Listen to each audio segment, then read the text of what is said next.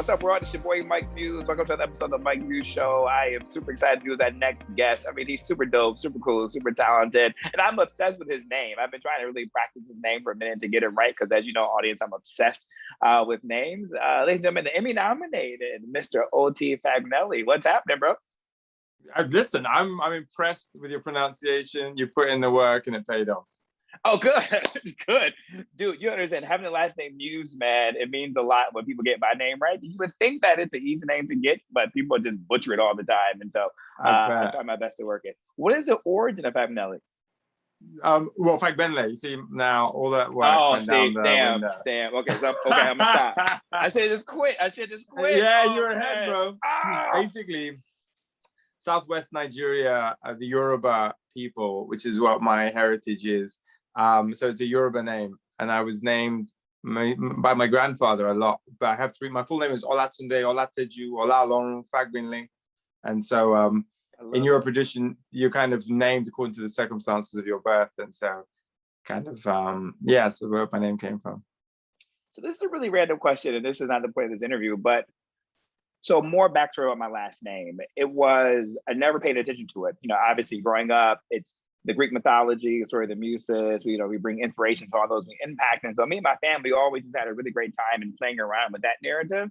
And so we never really took time to investigate it further. And it wasn't until I went to Israel and I was coming through customs and they stopped me. And I won't bore you. My audience knows the story very well, but I won't bore you with the details. Long story short, they kept asking the origin of my name and I couldn't tell them because I didn't know. And so finally I had to talk to them about slavery.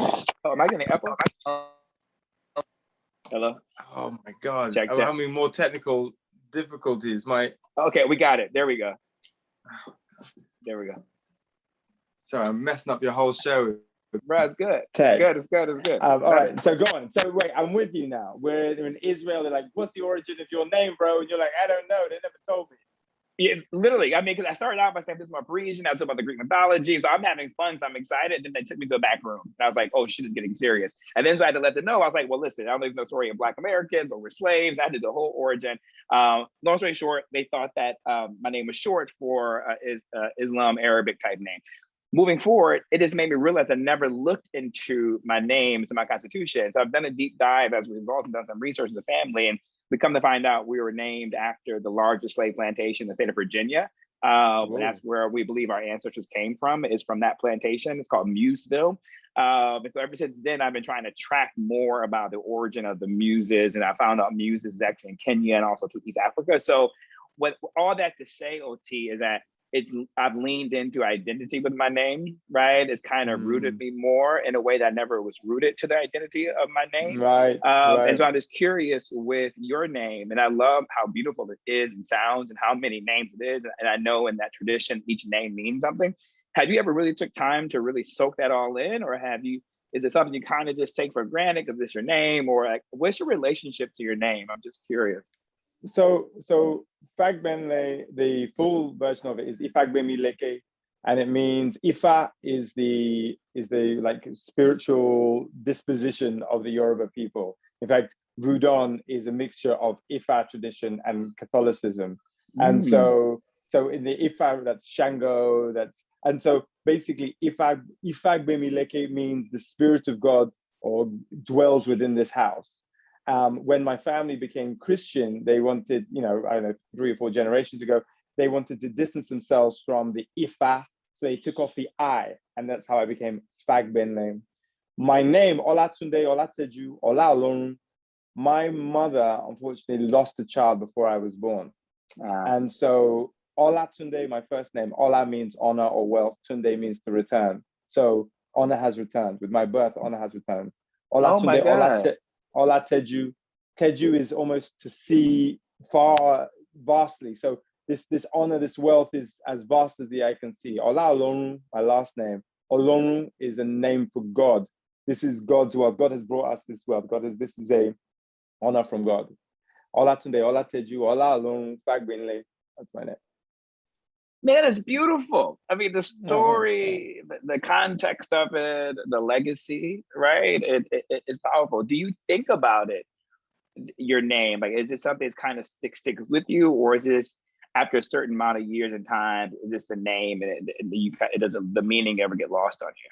I guess that's a better way of trying to say the it. meaning definitely doesn't get lost on me. The meaning doesn't get lost on me. Fagbenle, that name, that in Africa and Nigeria, I can trace my name back. I know who my great grandfather was, and the journey that he made from one side of Nigeria to the other. But on another side of it, though, my name Oti, I've always been known as Oti. I was known as Oti in elementary school. I was known as Oti. So Oti's always been my name. I don't really have three pieces of identification that say the same. My birth certificate and my green card and my driver's license have three different names. Some of them include my middle name, some don't include my middle name, some have my mother's maiden name on it. So I guess one thing ultimately all names are an act of reductionism to some extent. They are symbols of things. They're not things necessarily within themselves. And so on one hand, I love the historical tradition, the story, the narrative around my name. On the other, a rose by any other name would smell as sweet. I recognize that these are all symbols. I don't take it personally when people say my name wrong or anything like that. It's not me. It is the finger pointing at the moon is not the moon. So yeah. I love that. Well, then that almost is in context with the ability to play so many different types of characters that you played in acting, right? It's just like you own the identity for that moment, but then you're able to let it go and disassociate with it, Well, it's also to recognize the multitudes within oneself. Like, we play so many different parts, who one is as a son may be different as who one is as a boss. And so for me, the process of acting and finding a character is a process of self-discovery. I have within me the king and the pauper. And so it's a question of me being able to reveal those aspects within myself. I love that, because I always talk about it from a situation of range that I have, right? And I feel like I have multiple identities, right? But I never put it in context of that. And does not mean you show up differently to other people, but it's just an energy. I'm a big on energy and empath, all that kind of stuff. And so sometimes whatever energy I'm in, it shows up a little bit different depending upon my circumstances and around me. But it doesn't mean you're acting different, right? You're being who you are, is just you're showing up one way at that time. Well, one of my favorite quotes, it said, do I contradict myself? Very well, I contradict myself. I am large, I contain multitudes. And, that's just something that really resonates with me, that it's, consistency is important, I guess, when it comes to value system, I guess. But the ability to find ways to communicate to people in different ways, I think that's part of our versatility as human beings. So then, prior to then acting, not even prior, because now I'm getting to different areas now. So it seemed like you always had a way of expression and communicating. So has it always been in you, or is that something that you tapped into through your work as a thespian? Well, it's funny. I don't know if this is kind of confirmation bias in me, but I feel like I recognize that a lot of actors are either army brats or diplomat babies, people who moved around a lot, people who have had to adjust and understand different cultures very quickly. And that was my case. I moved city 8 or 9 times by the time I was 10. And so I don't know if it's true. I feel like it's part of my story that, the ability to adapt, the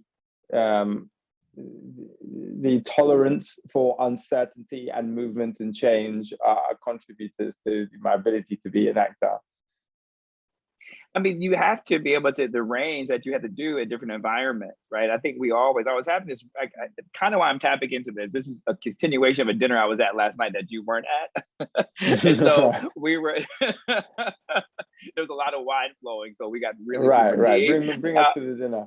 Yeah, exactly. But we're just talking about a lot of who we are in our adult self stems from so much that happened to us in our childhood, right? Good, bad, and different or the other, right? And so a lot of who I am was rooted in high school, right? In my formative years, right? And because of those 4 years, it was the foundation that was made to who I am now, both as a human being, but also this happened in my profession. That I have. And so I think what you're saying is about all the traveling, moving around that you did, built some constitution into, the things that you're doing right now. which is amazing because you are Emmy nominated. You play and had roles in fantastic properties. And my audience knows the reason why I love film and television and art just in general is because it's a mirror to society, right? It allows us to look at what is happening and ask questions kind of within, right? And so, I mean, just the latest that you've been in terms of Handmaid's Tale, and then Black Widow. I mean, just the variations of those two, but still so many social constructs to unpack. Do you enjoy the complexities of stories that the roles that you accept? Is that intentional with the complexities?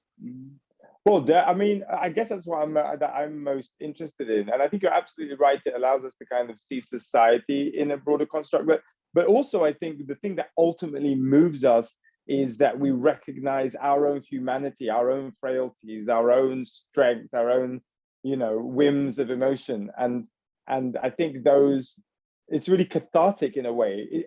In a way, I feel like, when we listen to a love song when we're heartbroken and we cry both because of our own pain, but also we listen to it, I think, on some level, because we're not so alone. There's someone else out here in the world who's been through these kind of things that I've been through. And I think that's a big part of art. And like you say, the complexity, we're complex beings. So finding that resonance with characters and sharing that with other people, say, yeah, you're not so alone. Other people have been through this and this is how they struggled and failed and succeeded. I think that's part of the power of art. There was a moment to that point that you're talking about the power of art, seeing oneself and sharing in struggles, where sometimes I find myself in unexpected characters that I didn't even realize. And it kind of goes to sometimes energy is just energy, like being is just beings. You're here to promote your shows, but I want to talk about this other show. But there was this other show that's on Netflix, it's a series. And there's this young Asian American high school teenager. And I relate to him the most out of all the other characters that were in that series. And there were Black men in that series. But there was something about his journey that I related to so strongly. And I almost felt like, and it's such a funny joke with it, my friend circles. It's like, I never had seen, to a certain point through this character. And it made me realize that there's so many others, like me out there, because that character was written on someone's own personal journey and mission and brought to the screen. What is interesting about identity, like it's something I actually did this a little while ago when I was in Nigeria, because I was curious about the way Nigerians, people who have been brought up in a world where all the politicians are Black, all the policemen are Black, all the millionaires are Black, what is their concept of themselves as Black people? If you ask them, how would you describe yourself? Do you describe yourself as a man first, as a Christian first, as a Black person first, as a comic book geek first? Like, what are the identities which take priority in our life? And anyways, so I just think it's interesting that, you watch that show and the identity or the life experience of this character that resonated with you, it was kind of irrelevant what that person's color was, because at that point, that thing which you guys shared was the important identity for you in that moment. And I think obviously we're going through a time where identity is such a big part of our concept of how the world works. It's fascinating. I got no answers. I'm just fascinated by it. No, like these are conversations I have with my friends at brunch. I'm kind of obsessed with this conversation right now. Don't worry, I'm going to land a plane on what we need to be discussed here. But I look at it from this narrative. It's interesting you invoke, Nigeria, where everyone is Black, is a politician and is wealthy and successful, and all those different terminations are Black. I'm from Lansing, Michigan, but Detroit obviously is a larger city that's near Lansing, and it's a majority minority city. So everybody who is successful is Black, teachers are Black, principals are Black. And so when I met my Detroit friends in college, it was an interesting experience for them to witness the dynamic of color and the dynamic of identity and how it looks in other places and spaces. Where for me, there was just such a sampling of my norm. And so I didn't have that shock of identity when I went to college. But for me, it was colorism. Colorism for me was the biggest identity awakening that I had noticed, because in my family, we have all the hues. Light skin, dark skin, brown skin, all things in between all of them. And so there was no real colorism that existed because I just grew up in that space, I guess. And then when I once got out into the world, color started becoming identifiable markers, right? Like that light skinned guy, that dark skinned girl, right? And so I was like, oh, this is the thing for you. But OT, I realized a lot of that was coming from individuals who grew up in minority cities, predominantly Black areas of cities, and that was how they used to separate and to make mark of identity of who they're referencing, right? And so even that was so fascinating for me.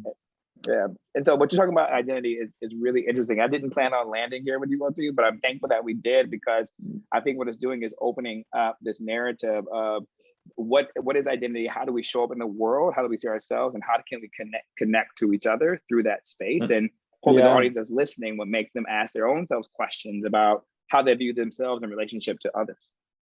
Well, I mean, the last thing I'll add to this is that what was really interesting for me growing up is I lived in Spain for 2 years. Well, first of all, I lived in Nigeria. And in Nigeria, I was considered white, like in a way that was indistinguishable from other white people. There were the Black Nigerians, and then there was that Swedish girl and OT, and it was totally indistinguishable.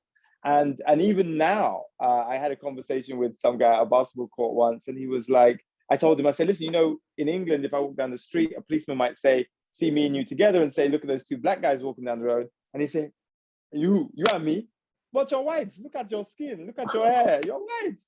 How are they? He was incredulous to him that we would be identified the same. And then I moved to Spain, and in Spain, my brother and I were only the only Black kids in the school. And so there was no mixed race or biracial or anything like that. That was like Black, and I got called the derogatory terms. And then I moved to England, and there mixed race was in vogue, and that was the whole thing.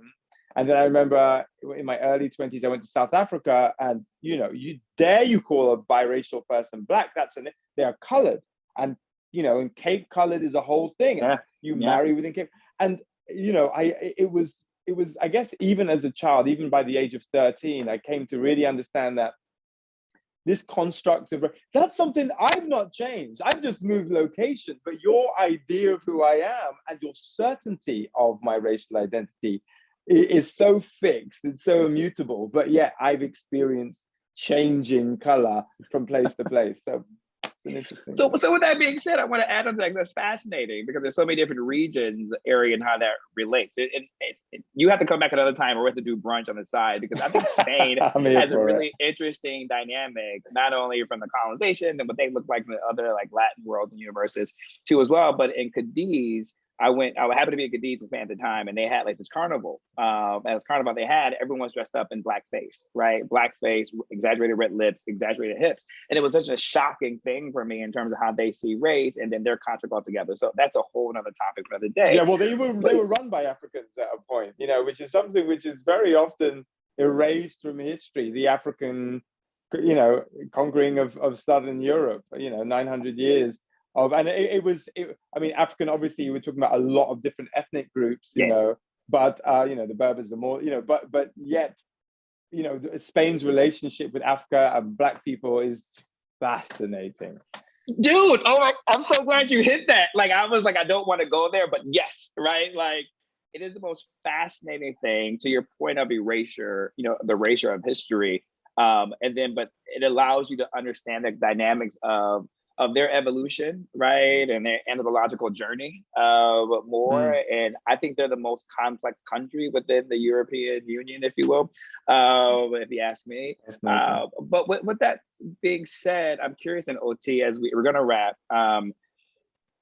having seen yourself through the lens of other people in different countries and space that you went to, did it force you to be more solid on who you are and your identity, or did you wrestle with coming to terms with how people were seeing you in multiple ways and spaces?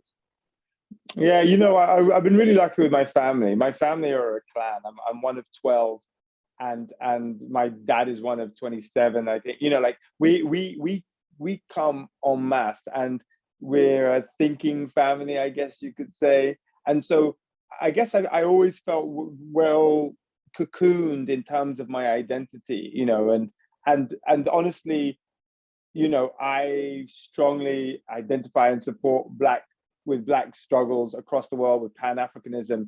But ultimately, my first identity wasn't a racial identity. My first identity may even be as a Fagbenle, maybe as part of my clan, as a being, as a spirit, And so so I think as I witnessed this kind of ever-changing understanding of race around me, I always felt kind of grounded in myself and my sister, who introduced me to Malcolm X and the Black Panthers and Soledad Brother and Angela Davis and all these kind of thinking that I incorporated it within myself, and but at the same time kind of always felt, I was never unsure about my racial identity or anything like that.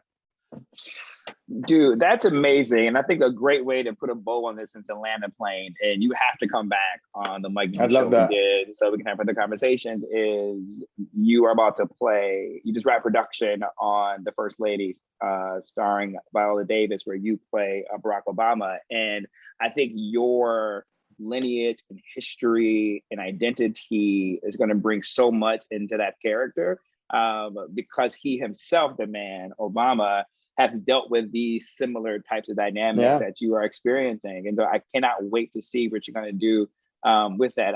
He named me his ambassador to a couple of positions while he was in the White House. So I'm really excited to see, even more so now, knowing you now in the way that we just talked, what you're going to bring to that role as a result of your background and your constitution. Ladies and gentlemen, listen, I can talk to his brother all day. I feel bad to talk about all of his properties, but he's Emmy nominated. Make sure you tune into the Emmys to check him out. Also, to A Handmaid's Tale. Get Black Widow if you haven't already streamed already with Disney Plus, and be on the lookout for the next production. Oh, and check out Max on Hulu. Sorry, I was just. So sorry. Check out Max. Max is my TV show that I wrote and directed and starred in, and in it, through comedy. It's a comedy. I talk a lot about identity and race and lots of these kinds of things. So check it out. It's on Hulu. Yeah. OT, I knew nothing about that. Yo. Yeah. Okay. It's a fun comedy. People should check it out. Yeah. Oh man, that's amazing. Well, congratulations then on Max. I'm gonna run to watch it tonight. I'll DM you on Instagram, let you know my thoughts on that one. All right, great, but dude. You definitely have to come back, brother. It's been an absolute pleasure getting to know you, dude. You too, man. You too. You take care. All right, take care, OT. And Fagbenle. Yes, no. Fagbenle. Fuck. I'll be ready. What is in the name, my brother? What is in the name? I gotta keep practicing. Okay. All right, homie. Peace. Bye-bye.